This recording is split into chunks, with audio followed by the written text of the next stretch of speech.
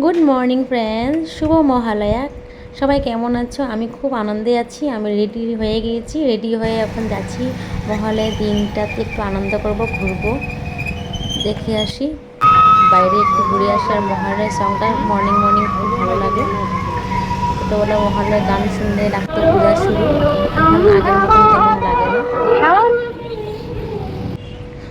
আগে মহালয়া বললে মানে সেই তো মহালয়ার দিন কই আর যাবো, তো ব্রহ্মপুত্র পাড়ে এসেছি। তো এখানে তর্পণ হচ্ছে, তর্পণ না দর্পণ হচ্ছে, আজকে বেশি করে তর্পণই বলে। আজকে বেশি বাবা মা আবার শ্বশুর শাশুড়ি মরে গেলে ছেলেরা আর কি করে, আমার বাবা আগে করতো।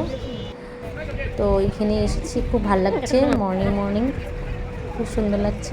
তো হাজব্যান্ড আর আমি আসছি। সব ভেঙে চুরে শেষ। জল হয়েছিল কিছুদিন আগে, তো সবাই তো জানোই, সব জায়গাতেই জল হয়েছে। তো এতদিন আসি নাই, আজকে আসছি। আরও ভাবি নেই এরকম দেখতে পাবো বলে, কখনো আসিনি আমি, এবার ফার্স্ট আসলাম মহালয়াতে দেখতে, এরকম ঘুরতে।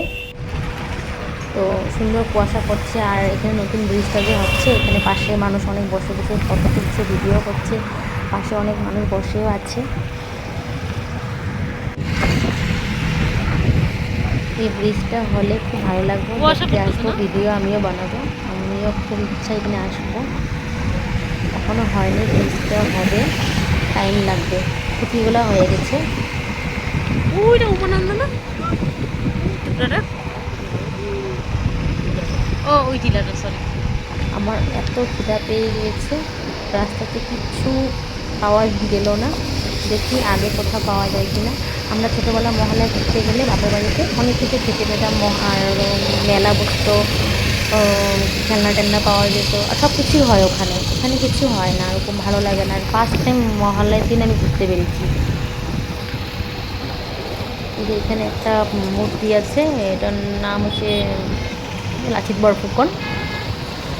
ওইখানে একটা মন্দির আছে, যেটাকে বলে উমানন্দ মন্দির, জলের মাঝখানে। তো আমি ঘরে এসে আটা মেখে নিয়েছি, আর লুচি করব, আর আলুর তরকারি করব। আজকে ব্রেকফাস্টে এটাই আছে। আর মর্নিং মর্নিং হাজব্যান্ড বলছে চা খাবে, তো ওকে চা বানিয়ে দিলাম। আর আসার সময় ঠেকুয়া পেয়েছি, কোনো রকম খাওয়ার পেনি, ঠেকুয়া নিয়ে আসছি। আর এত বাজে ঠেকুয়া, আমি জীবনও খাইনি, ফার্স্ট খেলাম ঠেকুয়াটা এরকম। আমার মা ঠেকুয়া বানায়, কখনো বানালে মায়ের ভিডিওটা আমি দিব। খুব টেস্টি ঠেকুয়া বানায়, বাট এই ঠেকুয়াটা এত বাজে, মুখটা নষ্ট হয়ে গেল খেয়ে।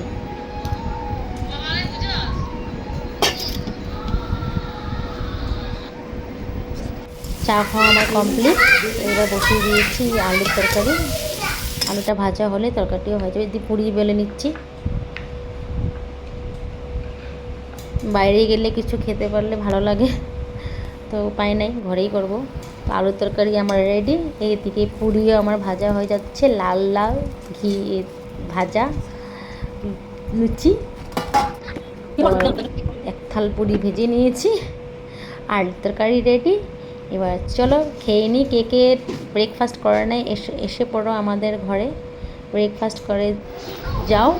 চলো বাই বাই, টাটা, আবার আসবো একটা নতুন ভিডিও নিয়ে নিয়ে